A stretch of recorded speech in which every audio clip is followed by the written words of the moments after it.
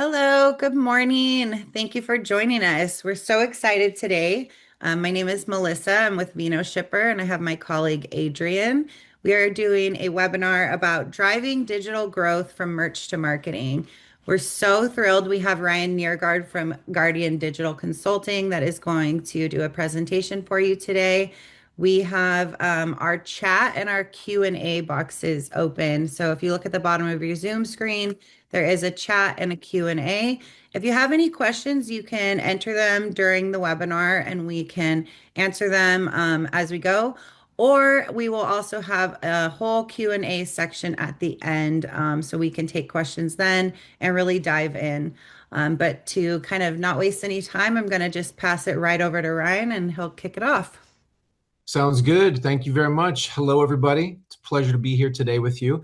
We are going to be talking about driving digital growth from merch to marketing and really focusing on the essence of nurturing relationships with strategy, relevance, and a connection first mentality. Just as a brief note at the end, I also have a downloadable link on my website so you can download any of this information. So if you don't want to take notes, we can have a dialogue about this as well. But let's just jump right in. First of all, why am I here and why should you care? Well, my name is Ryan Neergaard. I've worked with over 100 wine brands throughout my career. So everything we're about to cover today comes from real world wins and lessons. Got about 20 years of wine marketing background with luxury brands. I was the original founder of both FlyWithWine and Astra Digital. FlyWithWine appeared on Shark Tank back in December of 2023 when we hit about $39 million in sales. And today I help brands build digital growth strategies that actually move the needle. Not theoretical things. We want things that can actually help create growth in real time. So I am the owner of Gaardian Digital Consulting, and the focus is direct consumer and consumer packaged goods strategy. And our services include strategy, email marketing, organic and paid social, customer retention, new customer acquisition, content strategy, and brand storytelling. Some notable past clients range from Bottle Rock to Neiman Marcus, but ultimately, when we focus on the wine industry, after 20 years, I've really realized that the brands that people remember aren't always the ones with the best wine. They're the ones that carry the strongest emotional connection with their consumers. And the importance behind that is that good wine is no longer enough. The marketplace is crowded, as you all know. People have short attention spans. Younger consumers are changing demographic patterns in consumption. And there's generic winery experiences and generic merchandise. The problem is most wineries have an amazing story to tell, but they tell it just like everyone else. And a lot of the magic gets lost in that. And the magic is what we're focusing on, because 85% of wine is water and 15% is magic. And our job collectively is to amplify the story of the magic, which is the emotion, the story, the feeling, to make sure that story travels beyond the tasting room. And to do that, we have to have empathy for our customer, because our customer's journey is nonlinear. And today, more than ever, people are bouncing between social media, email, website, tasting rooms, and reviews. And we have to be the ones that are present and thinking about the way that they're experiencing their own journey. And more importantly, we have to map that and consider how that's actually impacting each person. Because at the end of the day, there's a really big difference between wineries that do it right and those that don't. And one of the biggest examples of that in recent statistical tracking is in the Silicon Valley Bank U.S. wine industry survey for 2026. The top quartile of wineries are growing at 8% in sales and nearly 12% in operating income. And the bottom quartile are down over 10% in both. And the difference is not luck. It's not just random luck of the draw. It's ultimately how wineries are repositioning themselves and connecting with customers. Because part of the repositioning is coming from a demographic shift. The older wine cohort is aging out, and younger drinkers are spread across a lot more categories, and they're drinking less overall. So in the end, their point is that stabilization is coming, but not for everyone. Because DTC is still the main margin engine for wineries, but mostly driven by tasting rooms and wine clubs. But we also have to support those very important items with strong digital channels, because the final takeaway from that study is that the top performers are prioritizing the customer, and they're using digital tools to extend that edge. So ultimately, at the root of that, leading wineries treat direct to consumer as a loyalty engine and not just a sales channel. And they're focusing on customer alignment and brand clarity. And really what that comes down to is the fact is they're creating healthy loyalty engines. And there's three components of those engines, ultimately broken down very simplistically to strategy, which is every touch point with your customer matters; relevance, that the right message at the right time sent to the right audience will demonstrate measurable differences in its returns; and connection, that how your customer feels when they interact with you should be your focus. And all of that comes together, that every touch point matters for your winery. Because at the end of the day, even the after dinner mint is marketing. Every single touch point that your consumer has with you, no matter where it is, says something about your brand. It's the smile from the tasting room host as they're leaving. It's the email marketing they get from you. It's the welcome campaign. It's the packaging they get when they receive something from you. The question that we really want to focus on today and ask yourself honestly as you look in the mirror: have you thought all of yours through? So for the roadmap today, we're going to touch on these key points: strategy, how strategy should guide every touch point; how digital relevance drives long-term loyalty; and then also creating real connections from merch to culture. And then we're going to give some case studies to get into implementation with things that might give you ideas to work for today as well. Now let's get right into it. Section 1, how strategy should guide every touch point. Well, where do we start? Most wineries start with tactics and forget strategy. It's a very common thing. And both, ultimately what that means is that wineries are jumping straight into posting, emailing, buying something to put in a tasting room without really a guiding framework for those items. And here's some examples of tactics without having a North Star: sporadic emails, random social posts, websites without a clear journey for the customer, generic merchandise, generic ads, and most relevant recently as well is using AI to generate types of content that don't necessarily have an authentic voice. And the common thing that all of these have is that they're lacking a North Star, because strategy really should be the North Star for every random tactic. Simply put, strategy is your lighthouse. It keeps every random tactic pointed in the right direction with the same emotional feel and the same conversational touch points. So ultimately what we want to become as we add the word strategy, what does that actually mean? Well, it means don't just check boxes. Don't just send a sporadic email, but rather build an automated customer journey triggered by the relevance and the communication and the relationship they have with you. If they've made a purchase, then make that a relevant conversation based off the purchase they've made with you. On posting with social, instead of just posting a random post, building a community of authentic connections that have high value content for the consumer. Making sure that your website is mapping out user paths that optimize conversion, not just building a website for the way that you like the way it feels. Curating items inside of your tasting room that have an emotional connection, so on and so forth. Each one of these items should really be at the focus of how strategy can take you to that next level, instead of just sending a random tactic and hope that you're communicating with someone in the right way. So at the end of the day, does your strategy really touch every customer touch point? Well, a question you can ask yourself is, where did your last sale actually originate from? Did it come from the tasting room? Well, did they read a review to get there? How did they hear about you? Was it online? Did they follow you on social media first? Did they join your email list afterwards? What is the path that they take? And does your content that you're creating both map that journey they took there and take that into consideration? Because mapping diverse paths on the way to conversion is really the key point of how we start tying this together. Mapping real paths that customers take would include discovery, engagement, and intention. And then the strategy ensures that you're there every step of the way with a cohesive message.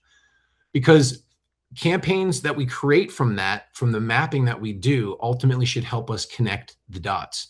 For example, a contest for customer acquisition, strategic merchandise, or nurturing sequences that turn one-time buyers into club members.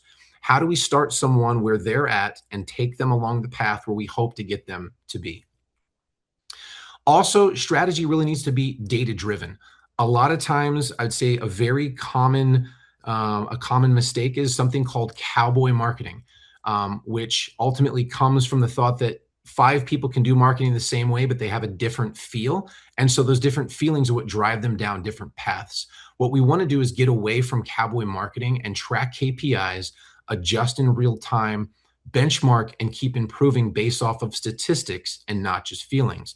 And then ultimately that will start leading us towards winning through intent and not just activity, basically giving us a North Star focus where every tactic reinforces one emotional story. All the decisions that we make are data-driven and help us make better decisions. And then we have the intent to connect, where we're thinking about meaningful and thoughtful ways that our items and the things we bring into the lives of our customers can make an emotional impact. So let's take a look at a real example of a client that I work with, a strategic contest that we ran for them. The client is called Racuti Confections, based out of San Francisco. They are a high-end chocolate brand with a very engaged following. But the goal was to try to reach out to the people in their spheres and tap into them and give them a relevant reason to engage with the brand. So ultimately, the goal that we set out to achieve was to capture emails by using some great high-value prizes.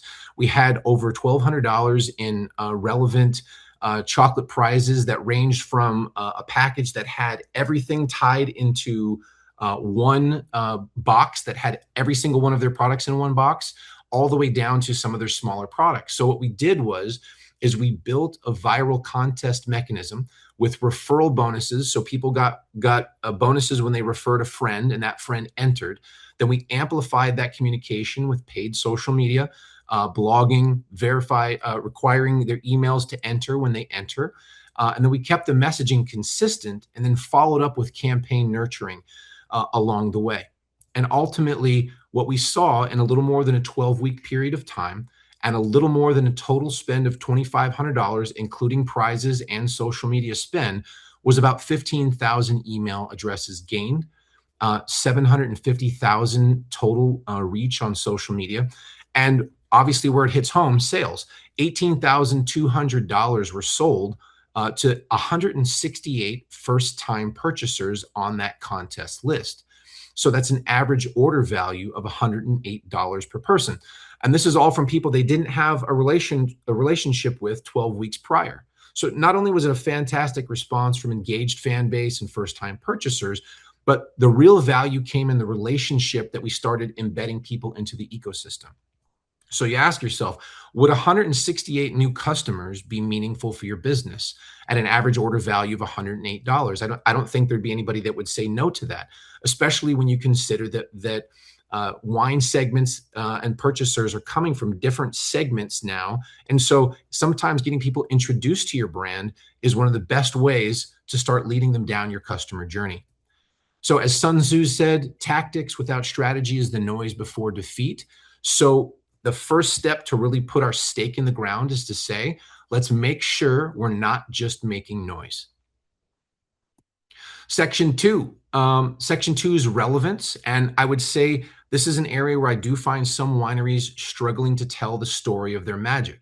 So this is focusing on how digital relevance can drive long-term loyalty. Well, let's start with an example of a Thanksgiving turkey. If you send a $25 discount for a Thanksgiving turkey 2 weeks before Thanksgiving, it's extremely relevant, and there's most likely a high opportunity that you would use that discount. So the point is, relevance gets attention. That same coupon after Thanksgiving is trash. both literally and figuratively. So generic messaging is going to end up in the trash. And that's a problem, is that a lot of times when I see communications inside, so with some of my winery clients that I work with, we have to take the steps towards making the communication about the customer and not just about the winery. So simply put, relevance is the difference between being remembered and being forgotten. Because ultimately, we want to take steps from discovery to advocacy. So from the moment you start a conversation until you generate the conversion, we really want to make sure that the word relevance is at the forefront of every communication that we have with our customers. And then ultimately, once we move them through conversion, they reward us with different elements on the relevance life cycle, whether that be they share a social post of something of ours and their friends see it. They visit the winery, maybe they bring some friends there. It's customer feedback. It's purchasing your products as gifts for their friends, and maybe it's sharing your email. And ultimately, those are great signs of showing what relevance means to your customers when they reward you with those items. Because if you're not being relevant and become irrelevant, you suffer the consequences of diluted loyalty, noise fatigue, and ultimately they forget about you. And those are easy things to put on a slide, but ultimately it looks like this. Your customers are constantly being pulled towards more relevant brands. So we have to stay on top of mind. Otherwise, you're going to be looking at your customers in an awkward way as they find brands that are more relevant to them. So how do we take the steps to ensure that we're maintaining relevance inside the realm of our strategic approach? Well, we want to start by using our data, segmenting by relationship stage, moving on to tailoring stage, and then triggering at the right moment. That ultimately our conversations are data driven, data tracked, and we're able to make all those decisions based off our numbers. So starting with segmentation. Segmentation is really just layering your audiences more or less, whether it be behavior, demographics, or signals. But specifically for a winery, to segment your data with relevance, use Google Analytics, use your CRM, your POS data, prioritize your best customers and define clear segments. And for you, that might look like wine club, past purchasers, general email subscribers, event attendees, non-purchasers, visited wineries, so on and so forth. Go as granular as you can, because after you've created your segments, you now have a clear vision of how to serve segmented ads. So let's just take the top of this funnel and the bottom of this funnel as a clear example of the difference between the two. If you're targeting behavioral audiences in a segmented ad, that might mean that you made an ad on Facebook and you're targeting someone who likes wine in the Bay Area or California. Your expectation of return on advertising spend would be relatively small, versus if you were retargeting someone at the bottom of this funnel, someone that's actually been to your website, that you're retargeting them with a Facebook ad or maybe an ad another place that you've served a pixel to. Ultimately, you're expecting that person has somewhat of a relationship with you, that extra touch point is either moving them closer to advocacy or they might be ready to purchase. And then what it looks like is different segments should get different advertising spend. They should get different creative, and they should get different offers. The biggest mistake that I see in this section is a one-size-fits-all approach. And the problem is a one-size-fits-all approach can actually generate positive results. You might actually reach some of the people that you want, but you'll never know how robust you can make your campaign until you start applying tactics like this as part of your strategy. And here's an example of segmented content where basically two different targeted ads for the exact same event. Very simple, but at the end of the day, optimizing these are what will really take your content to that next level, and then you can see what's impacting people more than the other. And then a great tool to use that's still extremely relevant is to upload your best customers into Facebook or these different segments. Ultimately, you upload the database in each one of these segments, and they can connect to your different email platforms. Like Klaviyo is a wonderful example where each list that you have, you can actually upload that into social media. And then you can, as you're creating ads, whatever that email that you created, you can actually create a digital ad simultaneously with that, and it helps you track them inside of some of their campaign tracking tools. But ultimately, you upload these items into Facebook, you serve ads to these people on Facebook, and then you find new customers that are highly relevant prospects, and then you wash, rinse, and repeat. And then ultimately, after you do these things a few times, you start ramping it up and perform it over and over again. And then you scale. Then you see what's working, and then you adjust your advertising accordingly. And then one of the most important parts is tracking your conversions. Make sure you've installed your pixels for social media that can track conversions. Make sure that you've added your conversion APIs so you can measure the full funnel and optimize so that you know who your customer is. Because understanding your actual customers is what's one of the most critical points that can be extremely overlooked. Who are these people? Well, here's an example of winery client number one, high quality wine from Amador County, mostly female, 67% female. And a majority of their audience is every client too, prestigious Cabernet in Santa Barbara. That's mostly male, that is tapped into a younger audience, 25 to 34. They're two completely different audiences. There's actually a great marketing saying that if you market something, if you're trying to market something to a woman, it will far exceed the expectations of a man. But if you market something to a man, it can fall way short of the expectations of a woman. So keep these things in mind of truly understanding both the gender roles, the ages, but also who are your wine buying cohorts.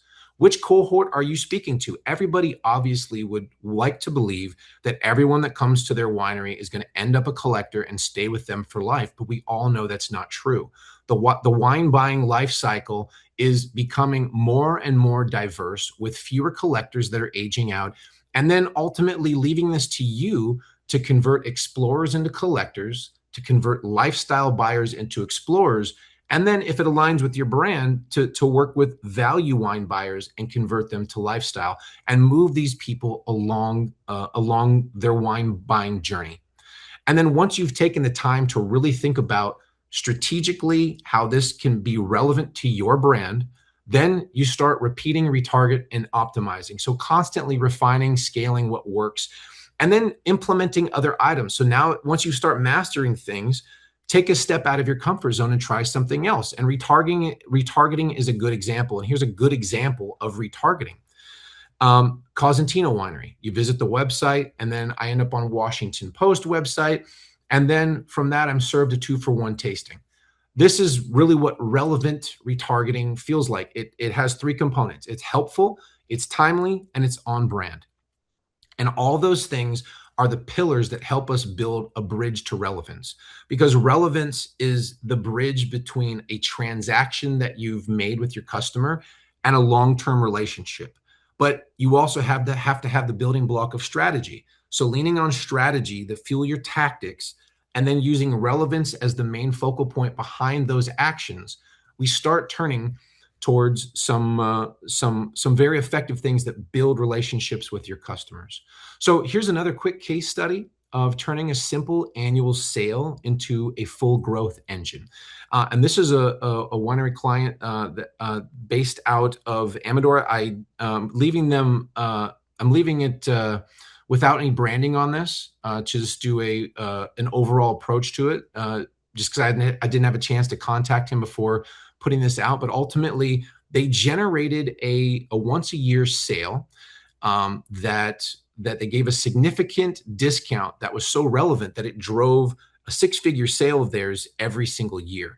But it was only done through a handful of emails, and there wasn't necessarily a lot of diverse approach to making this relevant to a larger audience. So what we did is the goals, we said we want to shift from sending just email only to building a complete multi-channel strategy. So we segmented deeply. We created 14 segments that were relevant to them. And we added referral incentives. So when people shared it, then there was bonuses for them. We layered in multiple layers of advertising through both Google ads, social media, as well as supporting it with organic content, blog, and then we turned one email blast into a multi-channel strategy. And ultimately, what we saw is nearly 10,000 email subscribers that were gained from it because it was extremely relevant. On the first year alone, there was a 3x return on revenue. And on year two, there was an additional 2x return on revenue. So you can just imagine the impact that that made. And this goes back to my point that sometimes when you're successful with something, you don't necessarily think you need to take these other steps. But sometimes taking something that already is successful and going deeper into multiple layers of strategy and relevance can really show dividends. And that might actually be the most relevant place for you to start internally.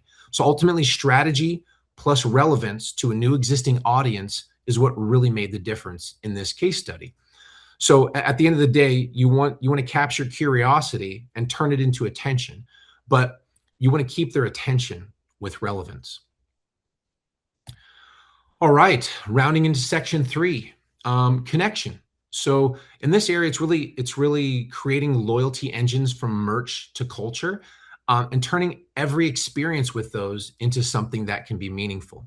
Because something that's really important to keep in mind is that from a winery perspective, your merch becomes content when people are proud to share it.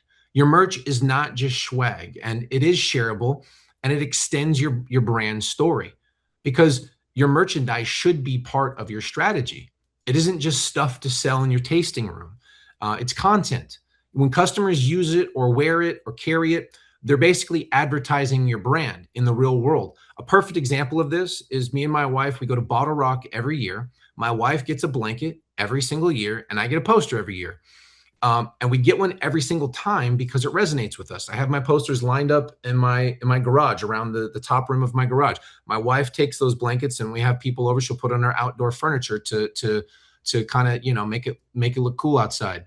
So at the end of the day, it ties us back into the experience, and it brings up conversations. Oh yeah, who's the bands those year? That type of stuff is what really resonates with people and turns people into brand ambassadors. And if you do it right, it turns into social posts, email campaigns, user-generated content, all kinds of great stuff that you want people to reward you with. Because on the flip side of quality is generic. And really what you don't want is to allow those things to cheapen your brand. If something is not meaningful to your brand, it doesn't just need to be cheap to cheapen the brand. If you sell a picnic blanket at your winery, but you don't allow picnics, is that relevant per se? I don't know. You'd be the one that has to answer that question. But the ultimate goal is that we want to shift from stuff to connection. Does this fix a problem? Does it connect to my customers? And ultimately shift from tactical stuff to strategic connection. And I have 2 examples I want to share in this realm. First one is going to come from Smith Devereaux, which turned hats into a community movement with the hat travels that had some very impactful positive upward momentum from utilizing that. And then Regime Fight League, which is based out of Southern California. It's an up and coming UFC style mixed martial arts fighting arena where they're both amateurs and pros, but they wanted to gain a momentum with fans in their community, and they did that through using merch. So let's start with strategy-led consumer connection with Smith Devereaux, where ultimately we're transforming merchandise into an emotional relationship. And the goal was to use merchandise to build a community. So what did they do? We gifted hats to club members, took photos during the tastings, shared customer stories as they traveled, generated his own stories as he traveled, where he'd go different places the hat would travel. And merch became powerful storytelling. And what does that mean? Well, the results were outstanding. Extremely low attrition, where members would stay nearly a year longer than industry averages, which is huge. Sometimes the retention of a customer is worth what it costs for you to acquire multiple customers, because you don't know their loyalty. Customers feel ownership and identity from that. And then their networks get to see it because they're sharing it. So all of these things are extremely impactful. And this came from the simple use of a hat in a way that aligned with who he was as a brand owner. And then the other example of turning merchandise into building blocks of brand culture is Regime Fight League. And as I mentioned, the goal was brand awareness, as they're a growing brand that would connect with fans through the use of tactical merchandise.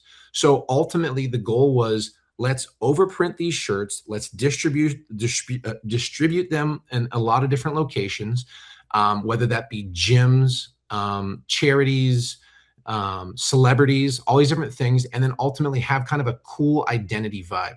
And when these guys walk around their community down there, they are known by everyone, and people have really, really fallen in love with the brand. And at the end of the day, what that's turned into is consistent sales. They have over 1,000 GA tickets that they sell for every event. And since they've started this program, it's completely sold out. They've had over 3 million organic reach from people that have simply user-generated content and tagged them.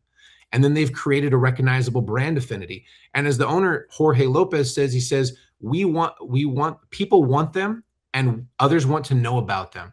But external validation came from Michael Bisping, who is a Hall of Fame UFC fighter whose son actually fights in this league. And when he came there personally, he said, they're up to something special. You can feel it when you're there. There's a sea of young energy wearing their branding, and it's a good direction to be headed.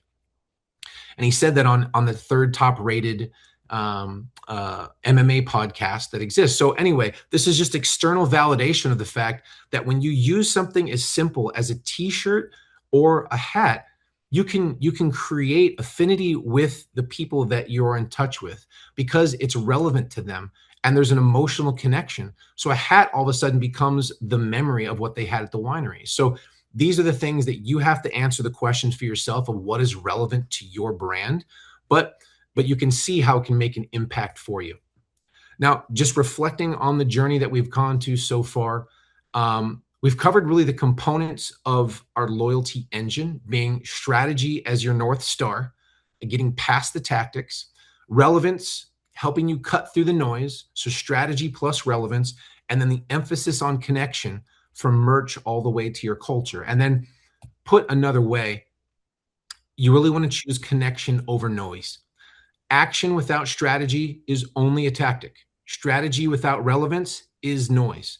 And relevance without emotional connection is forgettable. And wineries that win are turning customers into proud community members. And just keep in mind, the goal is not the transaction, the goal is the relationship. And getting there is remembering the fact that wine is the 85% water and 15% magic. Our job is to amplify the magic. So applying strategy, relevance, and genuine connection allows people to find us in the midst of their non-linear journey and actually hear something that resonates deeply with them. So how can you ask if you're going to start somewhere, I put this next slide together as here's your starting point to ask yourself, where am I at in these areas? Are all of my actions guided by an overarching strategy? Are all of my touch points with my customers relevant? And am I using everything to connect with my customers from merch to culture? And if any of those answers are no, don't be afraid to look yourself in the mirror. Don't be afraid to try. Don't be afraid to take that step. Sometimes that self-analysis is the first point of turning something around. So don't be afraid to try. Don't be afraid to fail. Don't be afraid to evolve, because at the end of the day, if you're afraid of marketing, that is not a strategy. That is not relevance. That is not connection. It's just simply a sign of being irrelevant. Because at the end of the day, when strategy, relevance, and connection all come together, we really hit that sweet spot. And it's just a really good feeling when you have your entire customer journey make sense and you can see how it's making your customers happy. And that is ultimately the goal from bringing this all together. So this is definitely a spot where we're going to questions. I know we're going to take a second here, but I just wanted to mention, if you would like to download the presentation today, you can scan the QR code. It will take you to my website. You fill it out, and then it'll give you a link that you can click to download it. And here's my information as well. If anyone would like to reach out with any questions after this, I'm more than happy to. But I believe, Melissa, you're going to take something over right now. Yeah, awesome. Thank you, Ryan. It's so funny, this morning before this webinar, I was thinking about merch and there's a winery in Napa called Robert Bialy, and I love their wine, but they also have this beanie that they sell. It's just a black beanie and it has a gold chicken on the front. There's no other branding on it, and it is awesome. It's an awesome beanie. It just looks really cool. But every time I wear it, people are always like, what's that from? And it always starts a conversation. So, you can be so creative when it comes to your merch and how you connect with your customers. And I think you probably have things that make you unique and special that you're used to seeing. So to you, it feels like something that's just not that big of a deal. But for people that aren't, in the wine industry, they're not in a cider company. These are really exciting things. So you got to kind of really lean into what makes you special and unique. Um, if you don't mind, Ryan, I'm going to share my screen real quick. I want to quickly show everyone, just kind of tying into the merch. We have just come out at Vino Shipper with what we're calling product groups. So I'm not going to do a full demo of this, but I wanted to give a quick look at what this looks like. So now within Vino Shipper, you can create a product. So let's say you have a t-shirt, but you have it in multiple colors, multiple sizes. Now you can create a product group. So this is what it looks like here. You add some attributes, so your sizes, your colors, you add the individual products. And now, when you use our injector code onto your website, a customer, say they want to get this t-shirt, they can click which size they would like. So let's say a large, and they can click which color they would like and add that to the cart that way. So rather than having, six shirts, different colors, different sizes, all listed, you can now use this product groups to kind of show those variants. You can also make some different bundles. So if you wanted to put some wine and some shirts together in a multi-pack, you can do that. So a lot of flexibility in how you can set up these product groups. We do have a help doc that we can drop into the chat for this so that you can see how to set it up. Or if you have any questions, you can reach out to us at customerservice@vinoshipper.com and we would be happy to walk you through setting that up. So that's something we're excited about today. But let's do a few questions. Um, so, what do you think is one of the biggest opportunities in marketing that the wine industry people are kind of overlooking? That's a good question. Um, I would really say one of the, I would say strategically, wineries, the most consistent thing that I've seen with that I work with is people go through the motions and lack certain layers of innovation. It's the idea of thinking that we've tried that, we don't need to try it again, instead of trying it from a different angle. So I'd say innovation inside the realm of strategy. It can mean a lot of different things for different people. Like, for example, when you look at how Robert Mondavi had reimagined themselves through the summer concert series, how that suddenly brought a different layer of relevance to them, as time had kind of passed it by for a while. That was a brilliant means to leverage something that was culturally relevant, that made a lot of sense. For other people, something as small as like the example I used with Smith Devereaux. They took a hat and made a simple piece of merchandise, a connection point with their consumers. So I just think it's at the end of the day, from a marketing standpoint, don't look like you're doing your customers a favor by selling them wine. Like, really come from a heartfelt sense of service, because that service can really present itself in written content, in the way that you present your brand, and the way they experience it. And it's something that is escaping Napa in many different ways. If you go to restaurants downtown, the service that exists nowadays is a shadow of what it used to be when there was 40 less restaurants downtown, and people were fighting for, when people had a much higher service level. All those things come into play. So I just think the customer first mentality and using strategy and thinking about what are the things you can use to connect with your customer, and what is unique to your winery, not just copying the winery down the street. I think those are kind of good places to start from a connect from a strategy right now. Yeah. I love the example of the summer concert series. You know, Robert Mondavi is a legacy winery in Napa Valley, but it's sort of become, well, a few years ago, it kind of become not like, kind of became the touristy trap place. So once they started that summer concert series, it really brought in a new audience of people. So yeah, I 100% agree with that. Another one that I know about is a winery that is in Calistoga. There is a company here in the Napa Valley who he's got a what do you call it? Like a trailer that has pinball games and like video games, like Mortal Kombat, that kind of stuff. And so they do on Friday nights, they have that guy come, they have a taco truck come, and they've got a crowd of people that come to drink wine, to play games, and eat tacos. And it's really kind of leverage the younger market. I know we're all looking to how do we tap into that younger market. So making it something that's an activity and that's fun, and the wine sales come. That's the thing. That focus when they send out the invitation isn't necessarily about selling the wine, but when people are there having a great time, those wine sales come naturally. So Hmm. that's kind of another fun idea. We have a question about legally giving away tasting experience. So if you can, you know, have a promotion and give away a tasting. So you absolutely can give away a tasting in most states. You are allowed to do complimentary tastings. It would depend a little bit on your specific state rules. So, Teresa, if you, I can look into where you're at after this and see if there's any rules that I can find. But for most states, you are allowed to give away complimentary tastings. You Yes. cannot give away a bottle of wine, but you can give away a tasting experience.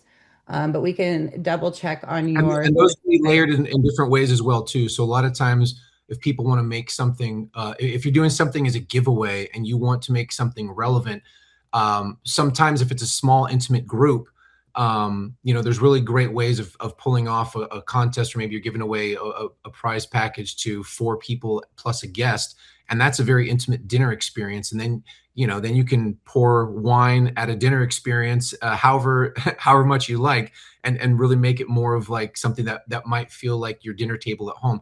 Those are the types of things that can really make an impact as well and make you stand out, instead of just saying, come visit our winery. Let's make something unique with you. Pair it with a chef. Get a local chef and then now you have two different elements of a contest, where you have the restaurant who can help you promote it, and you also have your winery that can help you promote it, and then those things cross pollinate, and that automatically mixes you into a larger sum of people, instead of just telling the story to your brand. This is a perfect example of adding strategy plus relevance. Is that if you take the strategy of saying, let me find a strategic partner that can make my giveaway more relevant, then it adds more relevance to it, and then their fans can find you potentially for the first time, and your fans can find them, and that cross pollination is really where some beautiful things happen. Yeah, absolutely. Wine dinners are such a unique thing. You can even, you know, reach out to people that might already be big fans of your brand. Maybe they're club members already.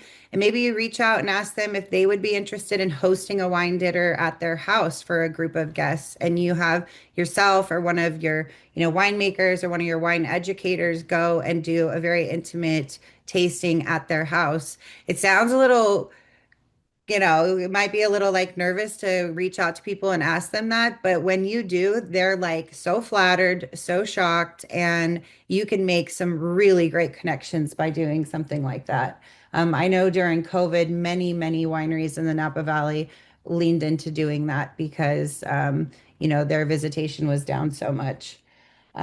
We had a question about a recommendation for a packaging company that does well with wine and merch. I did drop in the chat our help doc that we have some companies that we like working with. You know, if you're doing like a mixed box that you've got, you know, some wine and some merch in, I would typically recommend still packing that as wine bottles. So putting your merch into wine slots, you really want the wine to be safe. Um, the other option is you can get custom kind of packs made, but those are typically a bit pricey. But it also just depends on the merch that you're thinking about shipping. A t-shirt is very easy to put into a box. If you're thinking about like a large cheese board or something like that, that might be a little more tricky. So we can chat with you directly if you'd like some more options for that. And then we've got another question here. I saw We are, the ask about a oh, go young ahead. professional.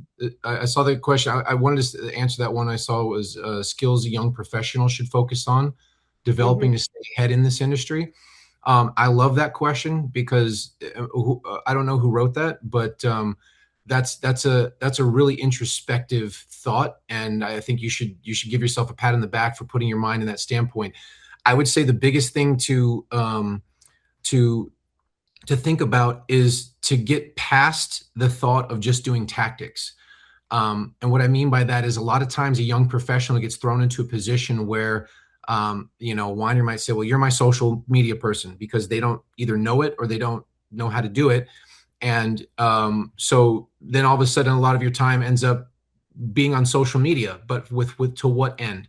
If you're a social media professional, then you should be tying your content into the email marketing calendar, and then you should be advocating for a budget that you can spend that can promote your content, either boosting it for relevance, an awareness, or a conversion campaign that is actually trying to assist with the sale that is taking place inside the email. It's taking different layers of content, maybe writing a blog, and using that as different types of content to engage with people. It's telling the elements behind the story of what you're doing. I would say ultimately becoming a strategic storyteller in the wine industry is one of the biggest skills that no matter how much AI steps in, the human element of that has to be present. So strategically thinking about how everything that you're doing is not just checking a box at the end of the day to get something done, but how is it helping a campaign, and how is that campaign moving the needle, and how is that needle being tracked from a statistical standpoint? Those are all the things I'd say as a young professional. If you focus on that, then you'll be headed in the right direction. Yeah, absolutely. Um, so the next question I think is a pain point for many people. We're finding that it's becoming more difficult to get and retain wine club members. We think it's partly the economy, but also younger people don't seem to want that commitment. Is this something that is being seen across the industry? And is there a different focus we can take with younger people that still produces that loyalty, such as reward points and etc., if they're not moving towards the wine club memberships? So I'm sure we Yeah. both have an answer to that, Ryan. I wanted to just quickly say that you are not alone. Many people are feeling this. And we do have an integration with Loyalty Match, which is a loyalty points company where when you make purchases, they can gain points and they can use those points for, well, you get to dictate what they get to use them for, but they could use them for discounts, they could use them for comp tastings, etc. So I'll drop some information about Loyalty Match, but I'm sure you have some comments on that as well, Ryan. Yeah, I would go about it in the means of saying this is where the word relevance really comes in. You have two components of that question. One is what is the industry showing? Well, I would say unfortunately Napa is in a dis is a bit of a disadvantage because of the way that uh, the way that prices have increased significantly year after year after year, decade after decade, that Napa is one of the most highly priced places to come. Between a hotel that costs you $500 to $1,000 a night, and a meal that costs you $300 a meal, and a wine tasting that costs you $100 to $150 a person, that doesn't leave people a lot of time to spend necessarily in Napa. So I think what it's forced younger wine drinkers and whatnot, like when I showed the slide earlier about knowing your customer, There's a lot of great Cabernet brands down in Southern California that are popping up because they're within an arm's throw of universities, and their prices are what Napa was maybe 25 years ago, and so they can take their girlfriend on a college budget and go down and experience Central Coast wines and Paso Robles and get away with a 3-day vacation for what it would cost them to spend maybe a day in Napa. So I think that is one component that makes it really hard for Napa, is that the pricing has gone that way. Now that doesn't mean it's a nail in the coffin. I just think there's opportunity to be able to move people up the along their journey. Again, I showed the cohorts earlier. If you talk about someone who's a value buyer, which I'd say younger purchasers are generally between a younger buyer or someone that's converting from buying $15 wine to maybe a $40 bottle of wine, is something that's more of a norm for them.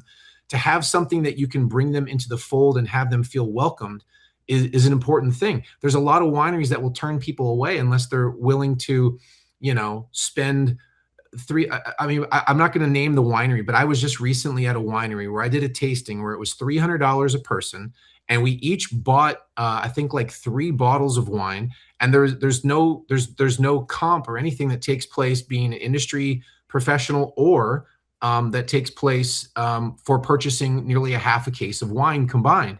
So when we walked out of there, I mean, it was an expensive day, and I don't regret it because the wine is fantastic. But it's like, how many times am I going to go do that? That's not necessarily a relevant weekly thing. So to tap into a younger consumer that is definitely more price sensitive, it can't just be this never ending, price increase that just goes on and on forever. I think those two components are definitely important. Yeah. Absolutely. We are sending out an email today to all of our producers about a new product category that we've created called credit deposits.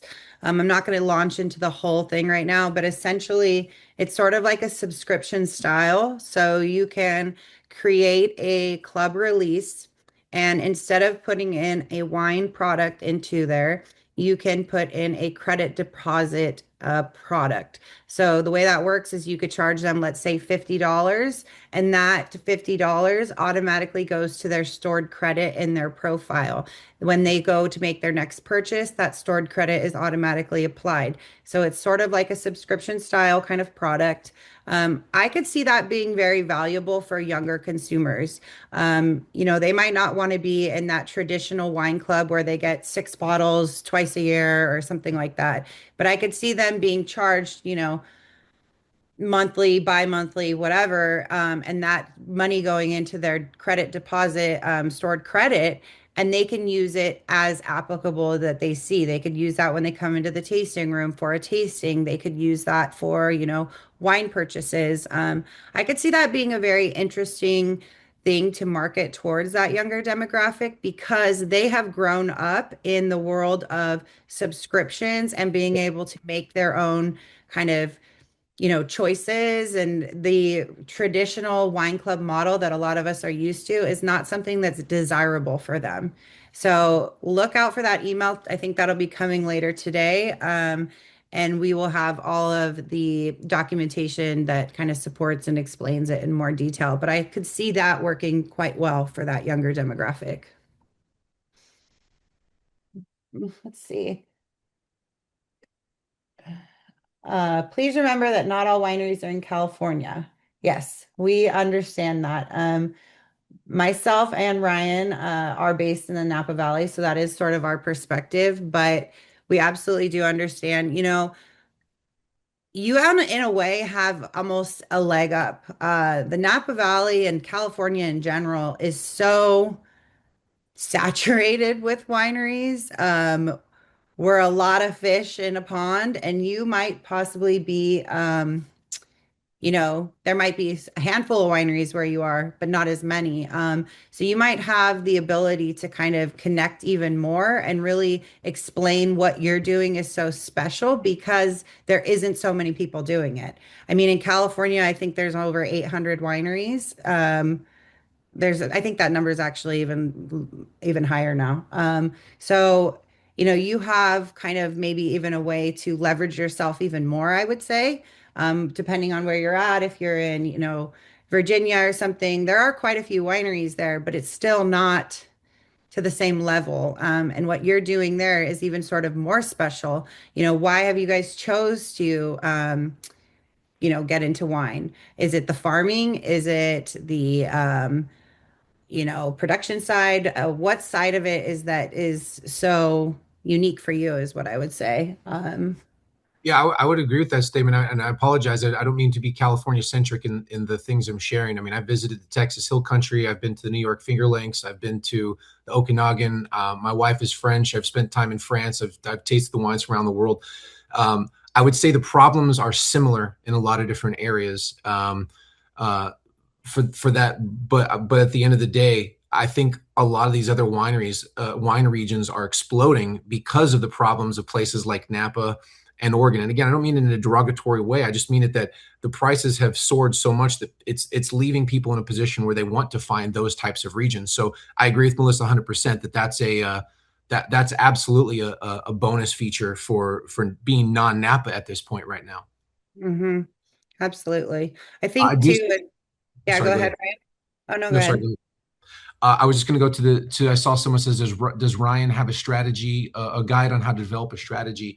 Um, so I've developed strategies for over 100 different wineries, and each one is a bit like a fingerprint where there's a generic shape around it, but the intricacies that are required for each one require a discussion and whatnot. I'm more than happy to take time and walk you through how that would look like, or give you some pointers on how you'd be able to do it yourself. I'm really an equal opportunity employer, so feel free to scan that, reach out to me, and I'll be more than happy to spend some time with you on that.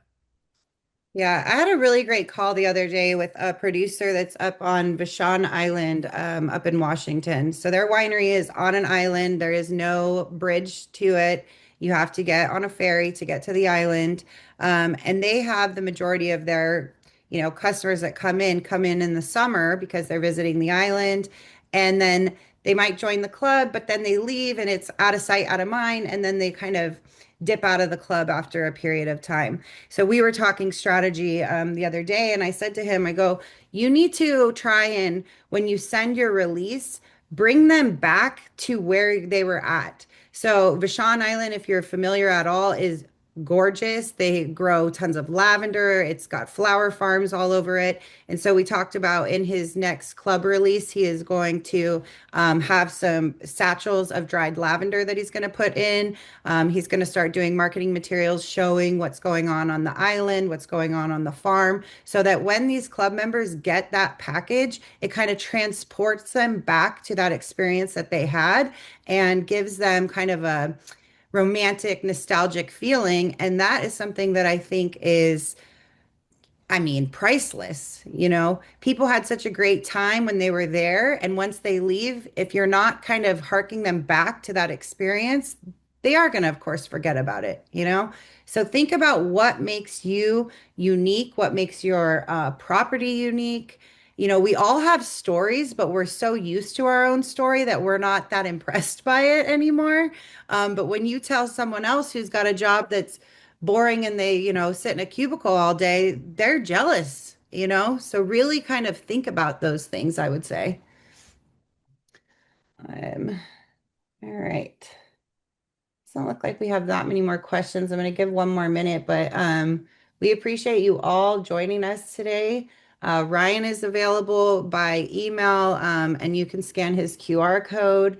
We will absolutely send the presentation. You can download it here, strictly straight from Ryan, or we will send some comms after this with kind of an overview of what we discussed and his slide deck, and also kind of probably a recording, I would think, as well.